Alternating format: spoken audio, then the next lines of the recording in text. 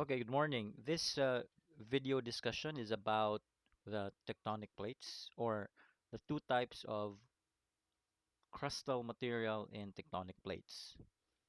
Okay, so I want to show you this animation. So this is um, the structure of the Earth, as you might have guessed. What is this? Yes, that's the core. This is the mantle, and that is the crust right there. So again, just to reinforce what we have learned last time, if we can look at the colors, right? So the redder it becomes, the hotter that layer is. So it's the hottest at the core, and then mantle is quite cooler, but the crust is really the coolest one. You can also look at density. So the further in you are in the Earth's internal layers, the denser the materials are. We can also show both. So in terms of color, so the darker color means denser, and the redder, yeah, and you can show you the levels. That's the inner core, outer core, lower mantle, and then which is basically the mesosphere, and then the mantle divided into your asthenosphere and your uppermost layer. Now, just to reiterate more, we can also have a density meter. So if we put that density meter here in the crust, that's the density. So it's right here, right? Just touching this letter Y. If we go to the mantle, uh, if you go to the mantle, that means this is one circular rotation plus this one. So you might, so this is not, it's not that this is denser or denser than this. What this means is that this scale has actually rotated one revolution and then some. Okay, if we go to the outer core, now it's three times as much plus more, right? Then we go to the inner core, it's really the densest part, right? We can also do that with temperature. If you look at the temperature of the crust, this is the average temperature. The mantle, it's one times the scale plus and then some. Then you have the outer core, that's two times as much. Then the inner core, that's almost three scales. And since this is around, shall we say, one third or 40%, zero point 0.4. So this is a ratio of around four times, five times as much, right, than the crust. Okay, and then what is good about this is you can actually zoom in, and we are actually interested in the crust, right? We are interested in the crust. So this is the mantle, right? So the upper part of that mantle, it's not labeled here, but the upper part of the mantle is the rigid part, which is attached to the crust. But we are interested now on the crust only, so we can zoom in the crust. Now, you can have a continental crust and an oceanic crust. Okay, so what's the difference? First, let's look at the thickness. So we have a tool here that measures the thickness, right? So basically, this is around 45 kilometers thick, and this is around only not even 10 kilometers, 7 kilometers thickness. I mean, it's 7 kilometers thick. Now, obviously, the continental crust varies. It could be more than 45 kilometers, as is suggested here. But the point we're trying to get across here is that continental crusts are mostly um, thicker compared to oceanic crusts. Okay, now there is this crust at the middle, smack in between continental and oceanic. This is the crust that we are trying to experiment on. So what I can do here is I can actually manipulate this crust's thickness, composition, and temperature. So if we go to thickness, I can make that crust thicker, right? So even thicker than the reference continental crust here. And I can make it also thinner. Okay, now what have you noticed? When can you say a crust is oceanic and or continental? Yes, it depends kind of on the thickness. A thicker crust would mostly be called continental crust. A thinner crust would be oceanic crust. Now, if the crust is thick enough to be above the ocean level, usually we call it continental crusts. If it's not thick enough such that it's submerged underwater, um, technically we can call it an oceanic crust, right? But obviously there are other things in between, like maybe it's continental crust, but because of recent global warming, it's now submerged under the ocean. But generally, that is it with thickness. Now, in terms of composition, can you read what this is and what this is? Iron and silica. Now, where have we heard iron and silica? Correct. Compositional layers of the earth. If you remember our compositional layers of the earth, we said the core has more iron and nickel and less silicates. That includes silica. And then as you go upwards towards the surface, the amount of iron decreases. That's also the same thing for silica, but this time it's inverse. So the amount of silica as you go up increases, and as you submerge down to the core, it decreases, right? So it's kind of neat to think that that is also what is happening to the crust. So the more silica you have, the crust tends to float up. The more iron it has, the crust tend to sink, right? Because again, density. Iron is denser than silica or silicates. So the more silicates you have, the more tendency would uh, that layer be floating above other layers. So it's not surprising that when you have continental crust, it is composed more silica. It has more silica in its composition than if it's an oceanic crust. Okay?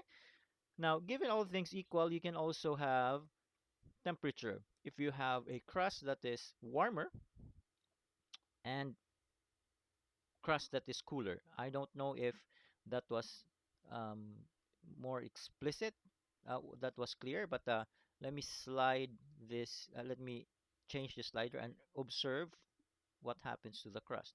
If it's warmer, cooler, warmer, cooler. Now let's make it thicker. Maybe for some reference, let's make it the same level as this continental crust on this side, just so you can look at the difference.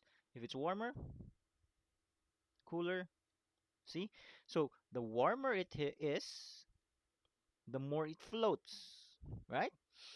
Because, well, basic tenet of matter. You learned this in grade 7, grade 8, grade 9. What happens to matter when you heat it up? When it's warm, it expands, right? So what happens to matter when it is cooled? It condenses, or com- it it reduces in volume, right? And what is density? Mass over volume. So the more volume you have, the less dense you become. The less volume you have, the more dense you become. So that means if a plate is warmer, it's less dense and it tends to float up. So look at this boundary here. If this crust would be warmer, it becomes less dense and therefore it floats up higher than this one. If it's cooler, then it sinks back down to its original level as we have set it, right? So again, in terms of thickness, continental crusts are thicker, oceanic crusts are thinner. That also relates it to density because, thicker means it occupies a bigger volume, meaning lesser density. Thinner means it occupies a smaller amount of volume, meaning it's denser. So that's why less dense floats, more dense it sinks. Right? In terms of composition, as we said, more iron means it's denser, so it tends to sink. Less iron, more silica, it tends to float. More iron, less silica, it tends to sink. And again, that is also the same pattern in the other layers of the earth. The core, more iron, less silicates. The crust, less iron, more silicates. And that trend, we have discussed that last time. And then in terms of temperature, again, temperature is related to density. The warmer you are, the more expanded you become, bigger volume, therefore less density. If it's cooler, it would tend to occupy less space, and therefore it becomes denser, and therefore it sinks. Okay? So how do we know if a crust of a lithospheric plate would be continental or would be oceanic? It's because of this temperature, the composition, whether it is more iron or more silica, and the thickness. But well, in reality, if you dig deeper, all of the three are related. But before that, let's look at this view here first: density, right, and then temperature. So here, if we look at density, again, density meter, the oceanic crust density is there. This one is a little bit less, that's why it floats up. This one is even lesser, that's why it's higher than this one. Okay, now, as I said, if we really dig deep into this, these three are also related. Okay, so let's remember your divergent boundaries. So in your divergent boundaries, when you have two plates that are diverging, again, asthenospheric materials will come out of that crack and will solidify and become new crust. So how are crustal materials formed in the first place? It's just mantle materials that have solidified. Okay? Now, think about this.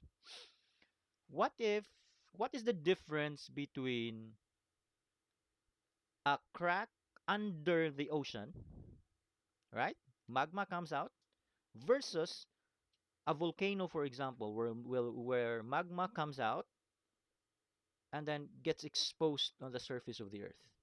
What's the main difference between those two scenarios? Okay, if you think about it, in the first scenario, when magma comes up, it gets greeted by the water because it's under the ocean, right? It gets greeted by the water, so therefore it immediately cools down. It cools down very fast because, after all, when it comes out, there's water there, and water absorbs the heat, right? Whereas if you have, say, a volcano and magma flows out as lava on top of that volcano, and then it pokes out of the surface of the earth, it does not meet water because it's above sea level in the first place. So when it reaches out, yes, it cools down, yes, it solidifies, yes, it becomes crustal material, but the time element there is different. In Under the ocean, the material cools down very fast. Above the continental surfaces, the material actually has time to cool down. Okay? And that makes a difference because, remember, silica or silicates. Silicates are compounds of silicon oxide, right? SiO4, silicon oxides like that. And where do we find oxygen? Well, oxygen is mostly concentrated on our atmosphere. Yes, you have dissolved oxygen in water, but it's considerably less compared to above. So what happens? When asthenospheric materials go out under the ocean and they cool down, number one, they cool down very fast. Number two, they don't get to interact with a lot of oxygen. Okay? Whereas, if you have asthenospheric materials come out and come out of the surface of a continent, what happens is they cool down but very slowly, and they have an abundant access to oxygen with which it can still make chemical reactions with, forming a different composition compared to crustal material formed underneath the ocean. Okay? And if you think about it, that is also the reason why this is denser. Because why this crust here is denser, because when it comes out, it cools down. It doesn't have time to expand, because when it comes out, it meets the water, and then it immediately cools down, right? But in the continents, when asthenospheric materials come out of the continents, it has time to cool down very slowly. It has time to react with the oxygen, and therefore it has time to, form more silicates with the oxygen that it has, or it has time to convert all its other crystalline forms into uh, another kind of composition compared to what would be formed if it is under oceanic crust. Okay, so um, that's why in the oceanic crust, the base layer of crust would always be basaltic rock, or basalt, while in the continental crust you would always see granite or granite. If you were to study geology in the future, you would learn that the reason why rock solidifies into basalt in the first place is because of that. Because when it comes out, it immediately cools down. It doesn't have access to a lot of oxygen. It cannot expand, and therefore it becomes denser. In the continental crust, when asthenospheric materials come out of it, it takes time. It has some time to cool down. It has a lot of time to interact with the oxygen. It has more time to expand. That's why it's less dense. Okay? So now, that's the reason why, in terms of thickness, continental crusts are thicker. These are thinner. In terms of composition, this has more silica, again, more access to the oxygen. This has more iron instead. And then in terms of temperature, this is cooler because it's cooled down by the oceanic water, while this one is warmer because obviously it's the only cooling agent there is the air. Okay? Now, so that's the reason. Now, sir, I thought you told us that the crusts, continental crusts, or the crust in the land masses, is composed of basaltic rock and then granite. Then now you're telling us that this is basalt and this is granite only. No, I'm not telling you that.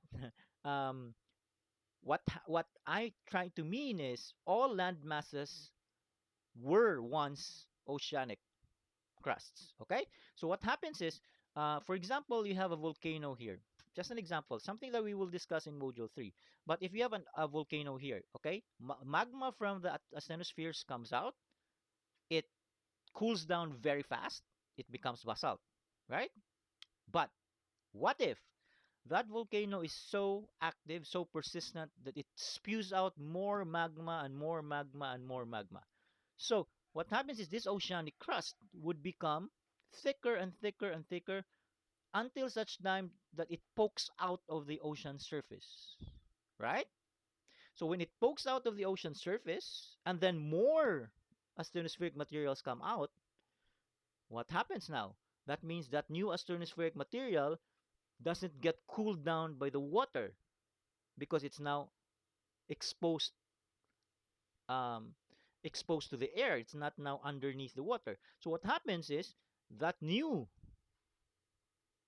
magma material or lava material will cool down, but it cools down much, much, much, much slower.